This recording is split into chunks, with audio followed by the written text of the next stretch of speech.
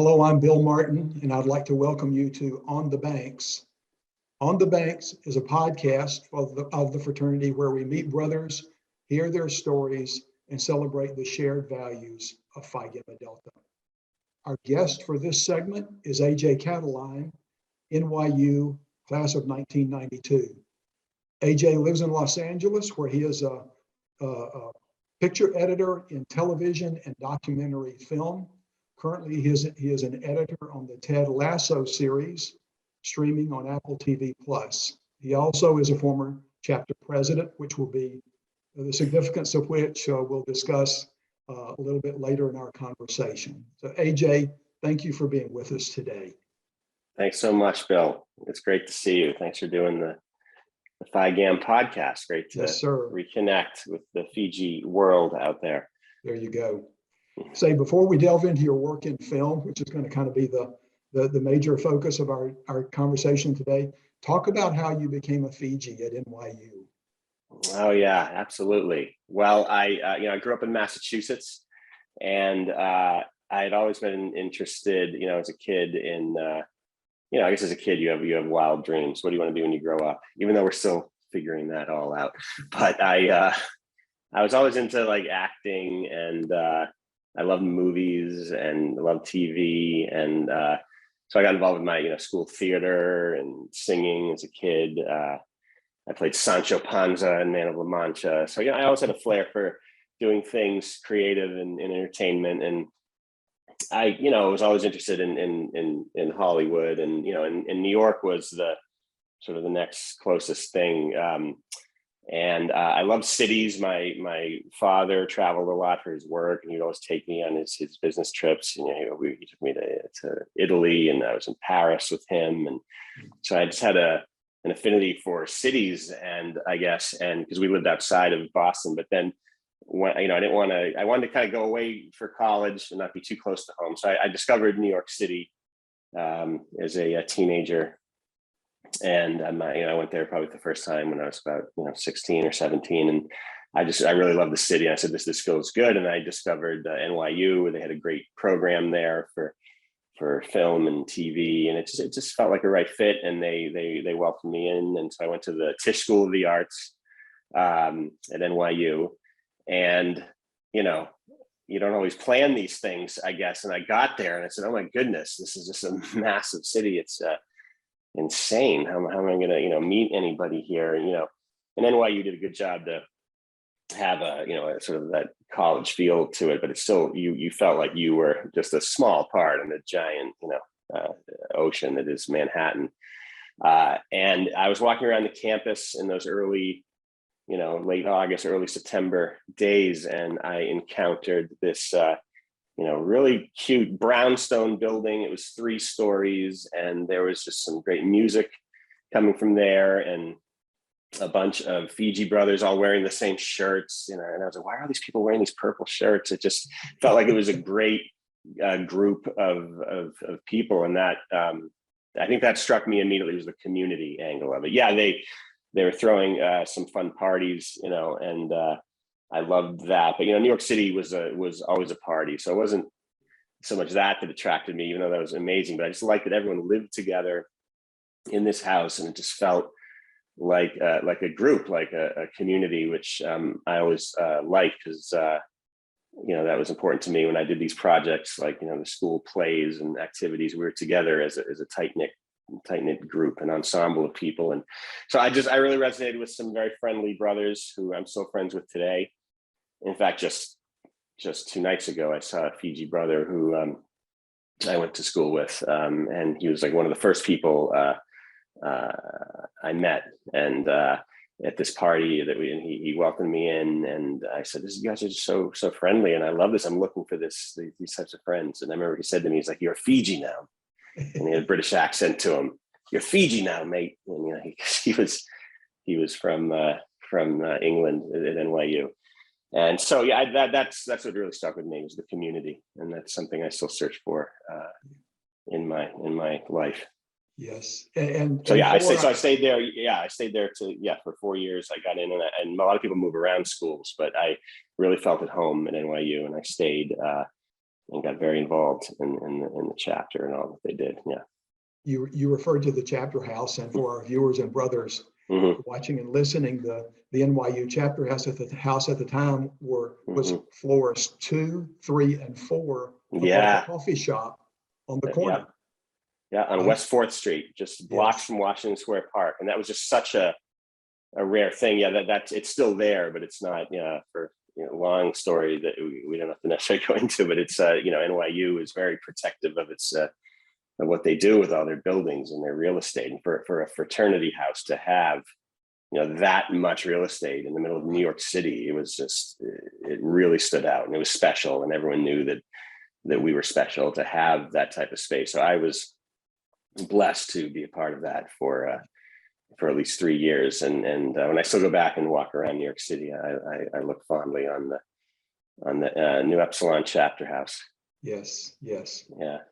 Well, let's talk about your career in California.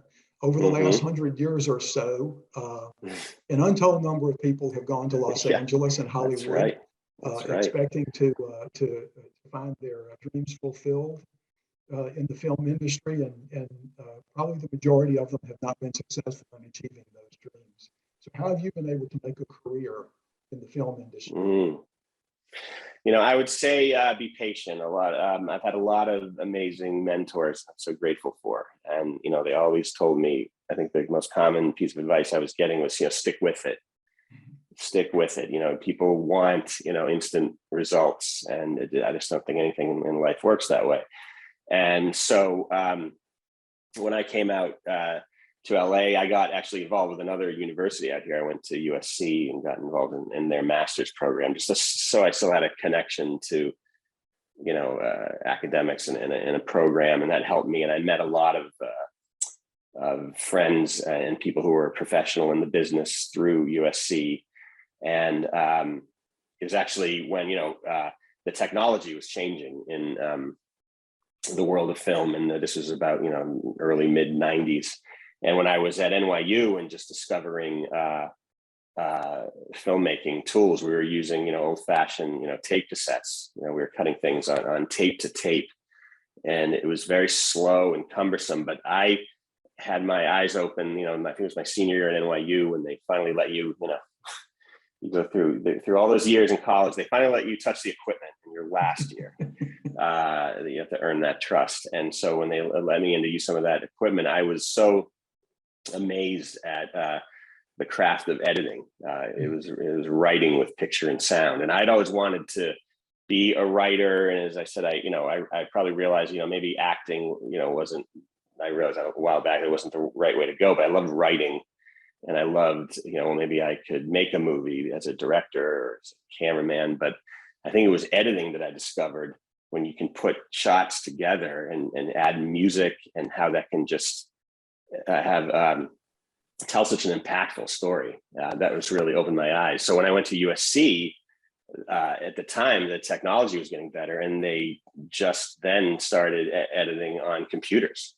And I got to see the power of using it. And I loved computers. I was always a computer geek. Even at the chapter house at NYU, I always made sure that, the house bought a computer. We bought one of the first early Macintoshes and put it in a little sort of we converted an old, broom cleaning closet into like a computer room. And I always made sure that was available, to the brothers. And so I was always a computer geek. And so when I saw that computers could be used to edit, and it was just so much easier and faster and more organized, I just completely was sold. I just saw this power, and I'm like, that's absolutely what I want to do. There's stories I want to tell. I want to help other people tell their stories. So I just got involved with doing, because when you start out, you can't just go work on a big, film with, or, certainly you can, but, you need actors and a lot of money and, people, a crew to help you out. So what a lot of students do is they do small projects, be it short films or documentaries, because there's a lot of amazing stories that people want to tell in Los Angeles. So I started helping out with projects that were just going around interviewing people in Los Angeles who are helping, doing food banks or helping the homeless. There was also, I got to work on a story of of an Olympic track star. Her name was Florence Griffith Joyner, and we did a documentary about her and her story growing up in South Central LA. And it turned out that Arnold Schwarzenegger had a connection to this project. So in volunteering and helping editing these projects, I started meeting more and more people. So the long story short is it's a process. It takes a long time, and then eventually I said, well, I want to now do my own film. So I was always interested in California and their story of the legends of sort of the hippie or the counterculture movement out here that grew out of the 60s in California. And so I started to interview some of those people. I interviewed the man who wrote One Flew Over the Cuckoo's Nest, Ken Kesey, who was a hero of mine. And I interviewed Timothy Leary, who was, had a lot of fame in the 60s. And so I said, I made a film about that, a retrospective.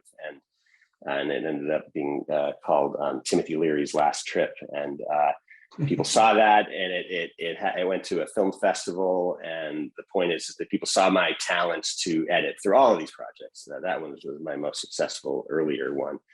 And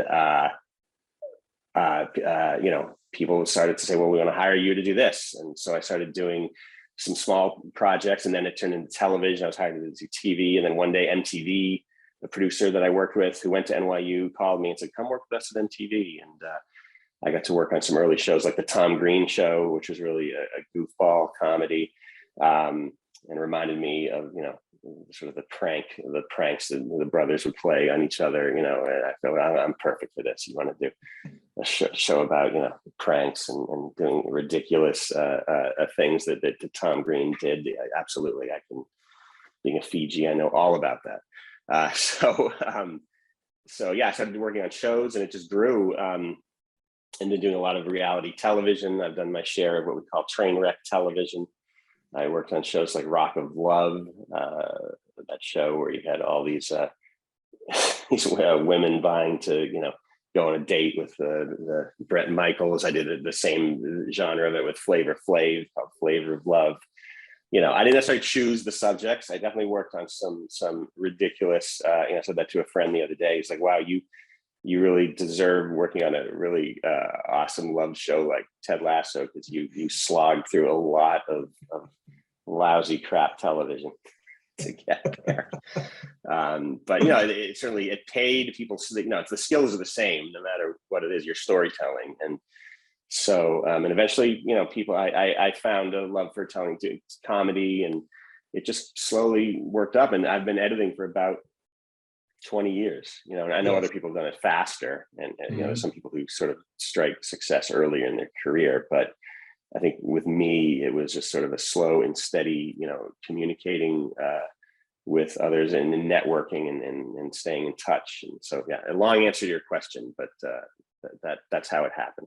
So one of the lessons is there's no one way to do it, right? I mean, everybody proceeds at their own pace in that. Absolutely. Yeah. Business. And to this point, one of my NYU classmates at Fiji, Morgan Spurlock, who I'm sure you guys have interviewed before, he had sort of had the same early career as me, working on a bunch of random things, but eventually when he struck out to do his documentary, it became Supersize Me. And he was nominated for an Academy Award. So, yeah, absolutely. Everyone's different. Success can come in a variety of ways. But, I will say to that point, don't judge your success. Be proud of what you do, even the small steps, even the little projects that you achieve. I have these signs around my office here. It says "Believe."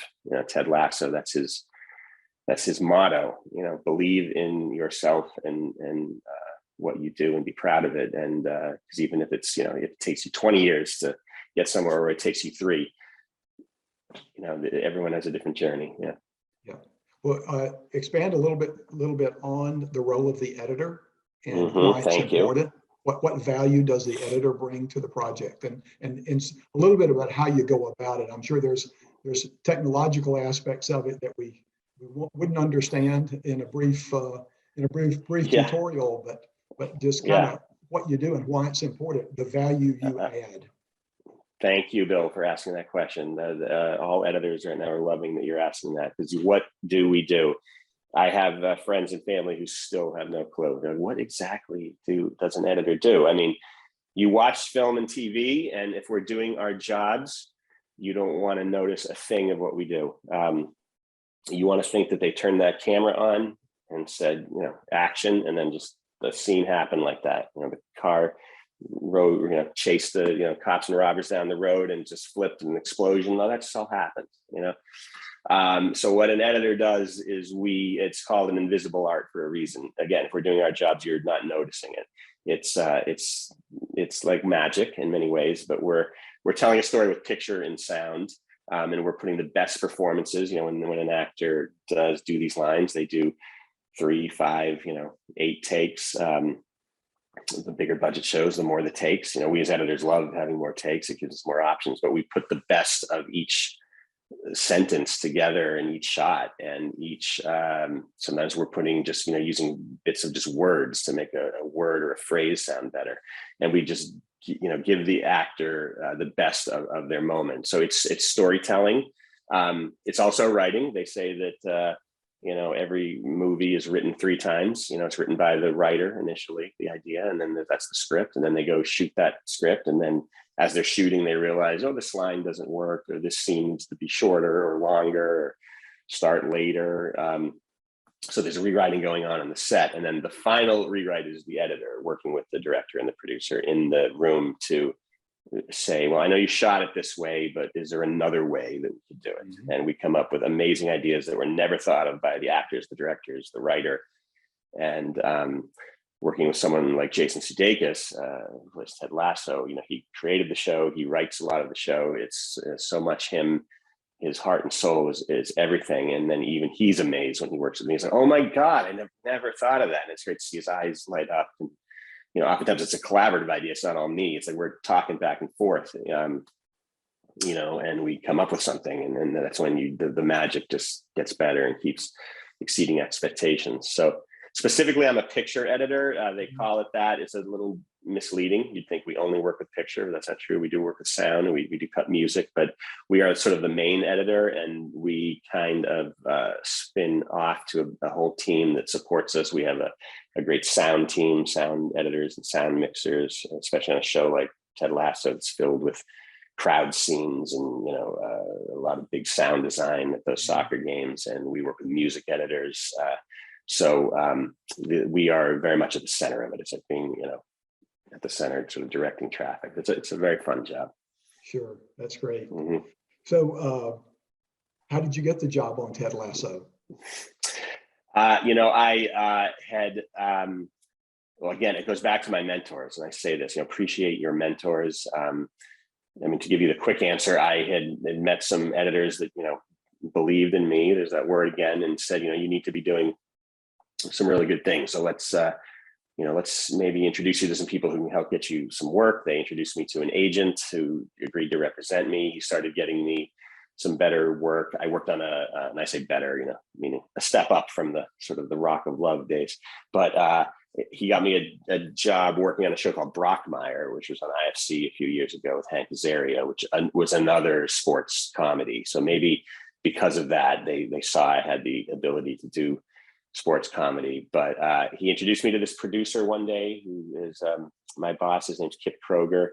And I went in for an interview, and he wanted to hire me on another show, and it didn't work out. He didn't hire me for whatever reason, and but I didn't let that discourage me. I said I had a connection with Kip, and I just stayed in touch with him over the years.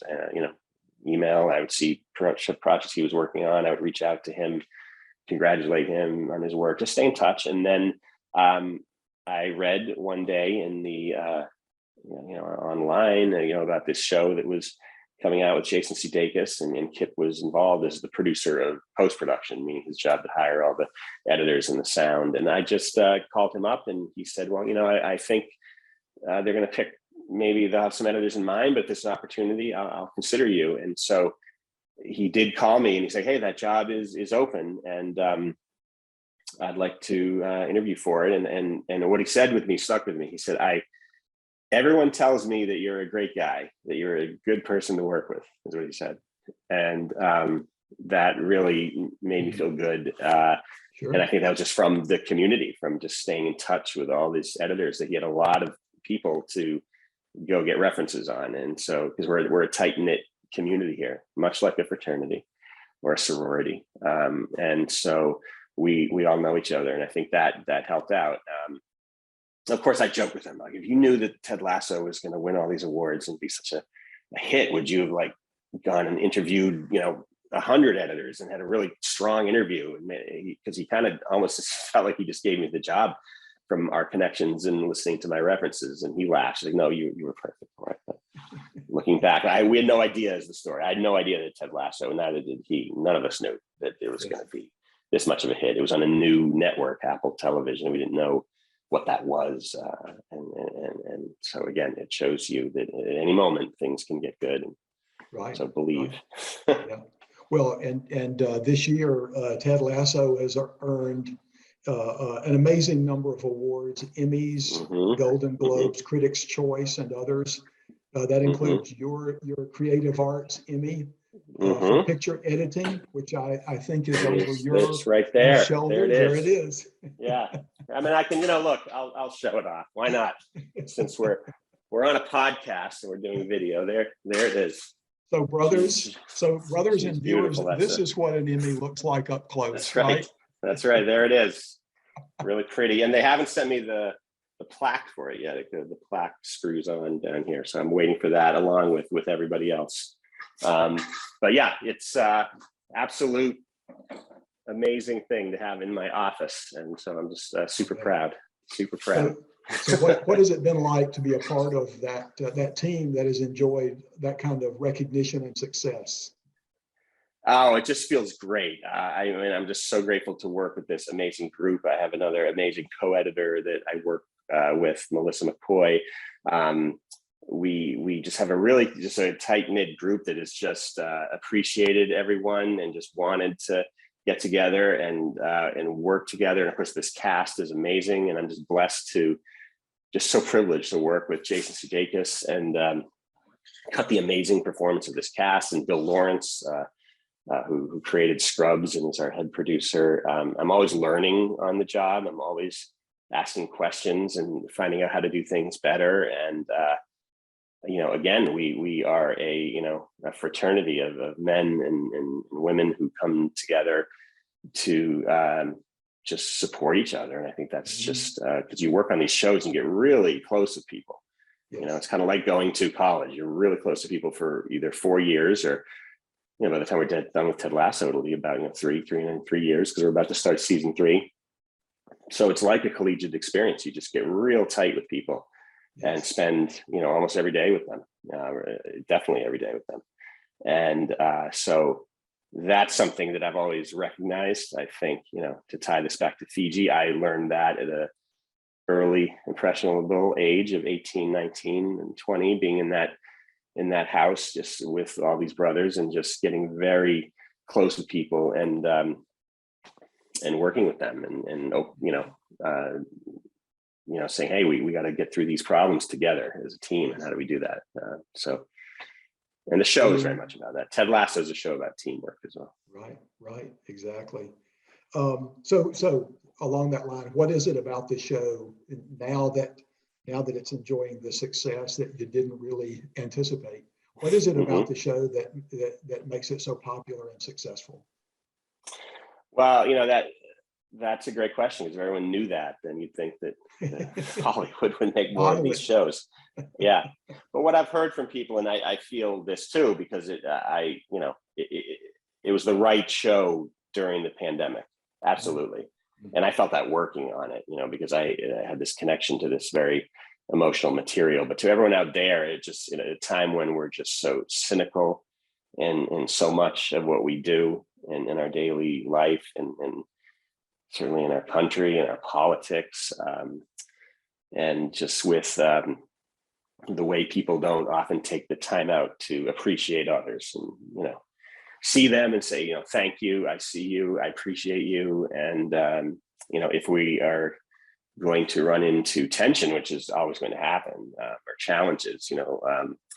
Let's work through this together in a way that appreciates the other person. So it's a show about compassion, a show about kindness, and a show about it's truly about being your best self on and off the field. It doesn't matter about the wins or the losses. Yes, I won an Emmy, but even if I did not win the Emmy, it's not so much about that. That's great to have on your shelf, but it's very much about being your best self, on and off the field, as they say, the field of life. So that I think that just really hit in these times, and people love it and they want more of it. And I'm, look, I get a little emotional talking about this stuff to you, and that's because when I'm editing the show, it's a comedy, and everyone says they watch the cut. I'm like, well, what do you think? That the editor needs notes. We have to get network notes back. And the first thing everybody says is, oh my God, I cried my eyes out watching this. And we're like, is that what a comedy is about? And I cry cutting it. You're supposed to be, laughing with a comedy, but of course we do laugh. And I think when you can take people on that roller coaster where you can really get them to cry and feel emotional and vulnerable, when those jokes just hit so much better, that comic relief. So yes. Yeah. Mm-hmm. Now you said recently there are many messages in Ted Lasso which resonate with the spirit of fraternity. You talked about that a little bit already, but could you elaborate on that? The messages that resonate with the spirit of fraternity. Yeah.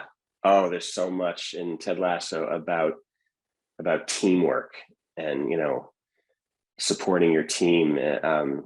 Just certainly in season 1, you have this character. His name's Jamie Tart, played by a great actor named Phil Dunster, and he is just a character who's just an absolute prick, as they call him. He's the prince prick of all pricks, and because he just cares about himself and about what's in it for him.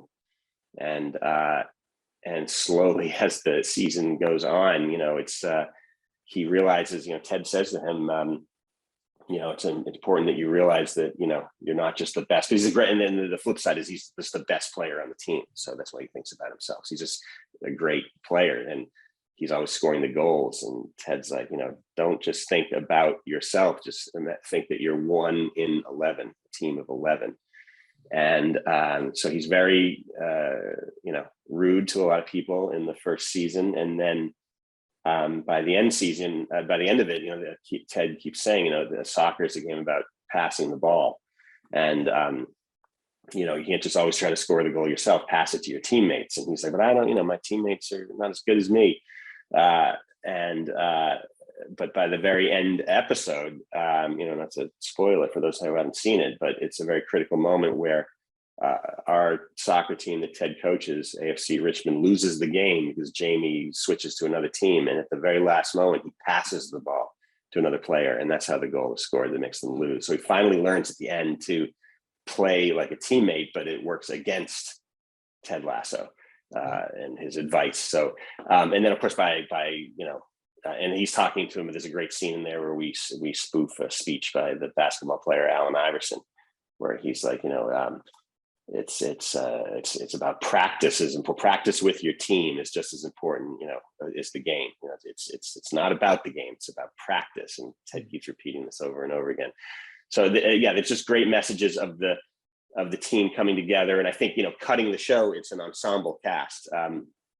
It's about Jason tells me this a lot. It's like, the show's called Ted Lasso, but don't, always just keep the camera on me. I want to see what the other players are thinking, what the other members of the cast are thinking. So it's an ensemble effort, and, trying to get as many of those shots in there. It just reminds me, I'm always thinking about, lessons of this I learned early on in a fraternity, that, you truly are as good as your, I want to say weakest, but the team is not good unless everybody is lifted up and playing together. Then you have a stronger team. And we always, and I think every Fiji chapter will resonate with that. You just do things better when you can get everybody, firing on the same cylinders and working on the same page and believing in themselves. And it's also a show about vulnerability too, about people feeling comfortable to open up with each other and, say, hey, look, I'm not okay today, and that's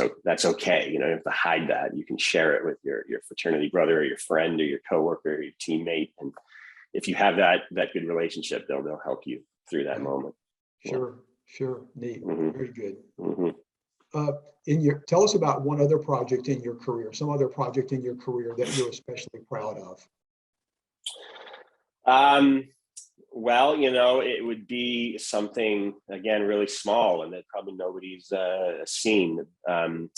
I had the pleasure of meeting a man from India. He was actually Tibetan. He was a Tibetan refugee, and he was, they called him a Tibetan Lama, actually. And he became an American citizen because he was sort of an ambassador for peace. And he traveled around the world giving lectures about, the history and the plight of the Tibetan people living in India. And he knew I was a filmmaker, and he invited me to come over to India, and I got to go over there and see that part of the world and that culture. And I brought my camera, and he also got a team of about 15 doctors who came over and some veterinarians. And we just went into this town where they lived. It was very a poor town, and the doctors just started volunteering and doing a medical clinic, and the veterinarians started, vaccinating the dogs against rabies because the dogs were biting the kids and spreading the disease.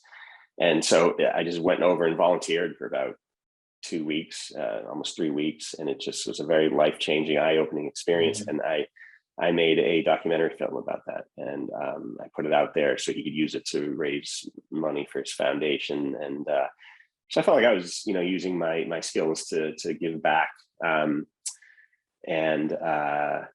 that was a beautiful project that no one's seen, but it's up on my Facebook page. I put a link to it up there, but I've done that too. Like there was also a show that I got paid for. It was called CNN Heroes. It was all about people doing similar things.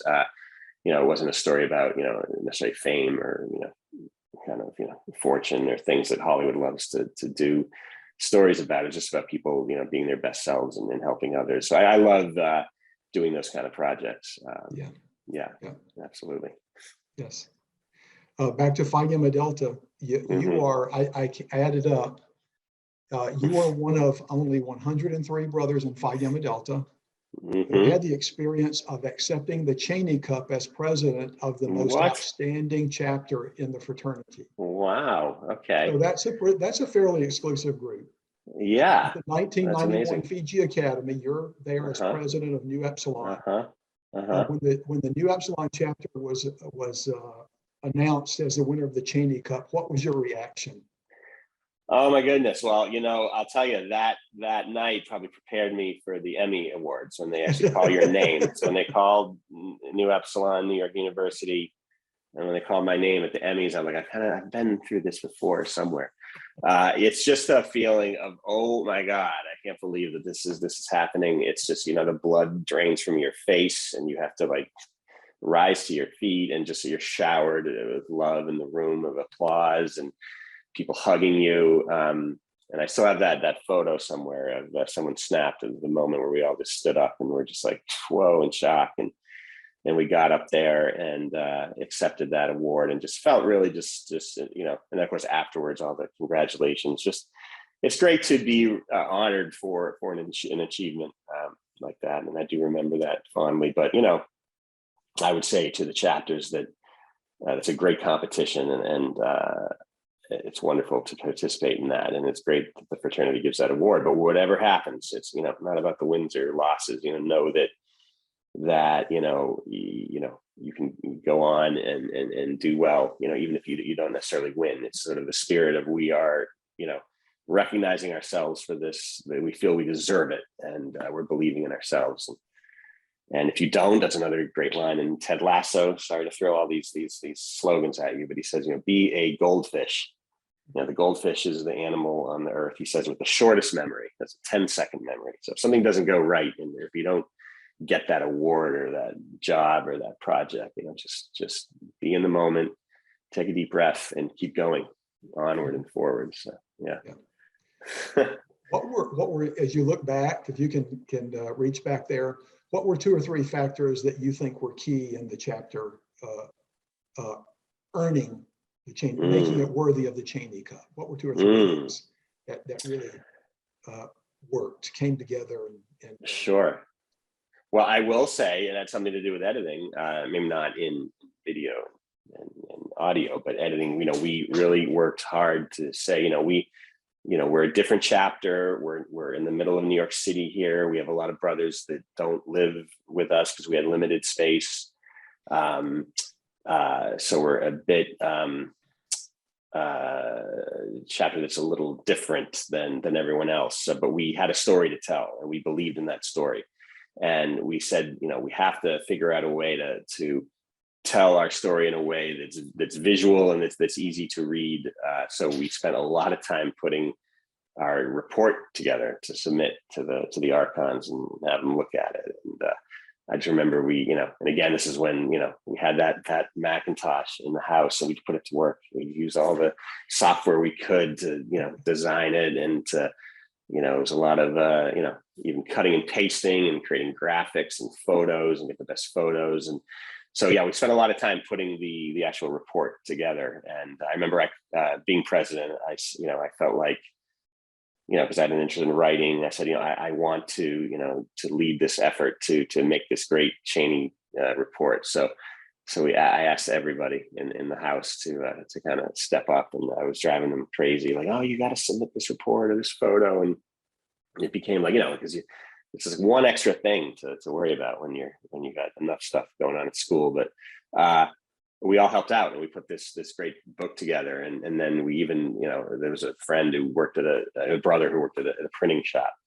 and he said, let me bind this thing in this really nice thick hardcover binding. So we presented ourselves well, I think is so. But it began with a belief that we had a story to share, as unconventional as we were as NYU Fiji. We just wanted to share this story and put our best foot forward. And I guess we presumed everyone else was doing this, so we had no idea that we were going to be received, but that well. But it was amazing when we were. And that was a great time. And of course, the chapter won the Cheney Cup in 1994 and 1995 as well.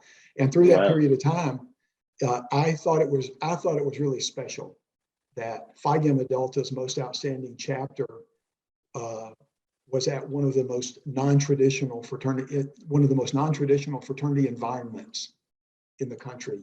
That a chapter could thrive and could do so well. Yeah. In that environment that most people would think would not be a place where a fraternity could thrive. Absolutely, yeah. It was neat, absolutely, and we wanted to put that story forward and put our best foot forward. And and I'm just thinking about this. There's one of our brothers who was a big part of that, and he's in the photo. His name was Paris Kavik, and he passed away just last year. So a lot of people were saddened to hear that. He was a dear friend, and so we said that I think last year when we were sharing the news on Facebook that his spirit was a big part of winning that award, and he's in the photo. So I'll have to send that photo to you. It's somewhere. But yes, that's the thing. Celebrate your diversity. Don't look and compare yourself to others and be, oh, well, we're not like this. We don't have as nice of a house as that chapter does, or we don't have as much, money, or we're not as good at sports, or whatever it may be. Celebrate what is your strength, and believe in yourself, and want to share that story, because everyone has a story to share, and you just need a good editor to put it together. So find your brothers who are good communicators. There you go. And take some time and share that story. Right. Get yourself out there. As I always say, write for the reader. Write for the reader. Yeah, absolutely. So AJ, to wrap up, it's been it will soon be 30 years since you graduated from NYU. You headed to California. Yep. Went into your master's program, began to network, right? Recognizing the value of networking and embarking on your career. If you could turn back the clock, knowing what you know now, what's some advice you would give yourself of 30 years ago, perhaps to make life a little easier? Off the top of my head, eat healthier. Let's see, eat less sugar, do yoga more. No, yes, and no. But I mean, I think, look, I think we judge ourselves very harshly. You know, we're all our own worst critic, and so, you know, with me, I probably wasn't being a strong enough goldfish as I could have been. You know, meaning that, you know, maybe I would judge myself a little harshly when things didn't go the way I wanted it to go. So I would say, I would tell younger AJ to just, you know, chillax a bit and don't, you know, just, you know, take a breath, take time for yourself, and, you know, to realize that everyone's different and we're all on a different journey. And yeah, you know, that good things will come. You know, in Ted Lasso, there's another joke in there. It says that everyone in this life, in one way or the other, is either a lion or a panda. A lot of animal references in Ted Lasso. And so, you know, and of course, I think we have the best of lion and panda energy. I guess lions are the aggressive ones who want to go out there and get it done. And then the pandas are, I guess, the more lovable ones who will stay maybe a bit more in the background and, you know, take their time. And then we have little bits of both. But you know, believe in your journey, and, you know that things take time, and cherish the loved ones around you. You know, as I mentioned, you know, one of our brothers passed away too young, and there's those stories, you know, so take time to be here now, to appreciate this moment, and to, you know, tell those that you love them, and you know, realize that anything can change. And you know, I had no idea that I would ever be nominated for an Emmy, let alone win one. And I had no idea that I would get to be a part of this amazing show. And then it just came.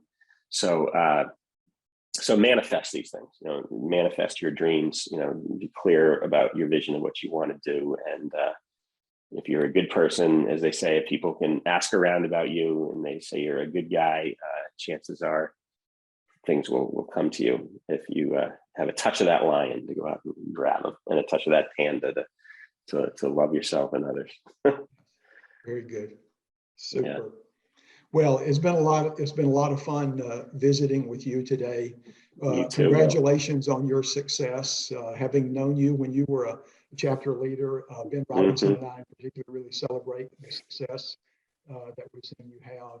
Absolutely. I remember working with you. We were always able to call you up, or you know, we didn't have email back then. We'd actually write you letters, Bill. I'd write letters and put them in the mail to Lexington, Kentucky, and you'd always write a letter back to us. And so now you probably, if we had your text or your email, we'd probably drive you more crazy if we could go back to those days back in New Epsilon. We're like, Bill, we need help with this. What do you think? Whatever it takes, whatever the medium, right? Yeah, that's right. That's right. Yeah. Well, hey, it's been great. I really appreciate your time today. I know you're busy. Thank you. As you said, as we were leading in, somebody always wants the editor's time. That's right. Yeah, there's someone as a producer today who's asking me questions about helping out. He's trying to get something done before the holidays, so I'm going to help him out this week, and it's a documentary project. But I start Ted Lasso in mid-February, and we'll be on the air or on the internet, on the stream. Is it the air? Yes. The ether. We're on the ether in maybe August. Yeah, I'm watching it. I can give you no spoilers because I don't know them. I'm discovering the show as everybody else is. So I'm very excited to see what it is. And thank you guys for all that you do there in Phi Gamma Delta. I appreciate the educational foundation and all the work you do to have leadership conventions and Fiji academies. All those things, you know, help me. And I remember my going to those conventions in the summer. It's very much it's carried through to what I do today. I'll mention my Editors Guild union that I work with. It's so much reminds me of the fraternity. It's the same thing. We have a bunch of committees that everybody works on, and we have an office down the road, which is like our sort of a union hall. But of course, in times of COVID, we're doing it all over Zoom. But when all this hopefully gets better, we all come back. It's just great to bring that sort of like our chapter house. So, you know, there's very much in a union and in any parts of professional life. You have that spirit of fraternity and sorority and coming together. So I appreciate all I learned from the Phi Gamma days. Great, great. Yeah. Well, we appreciate your being with us today. Thank you. Thank you, Bill. Purge. Purge. Yeah, that's the original Believe. There you Purge. go. There you go. To our brothers and viewers, there are many, many interesting stories in Fiji land. Please join us next time when we meet other brothers and share their stories. Until next time, I'm mighty proud to be a Fiji. Mighty proud to be a Fiji.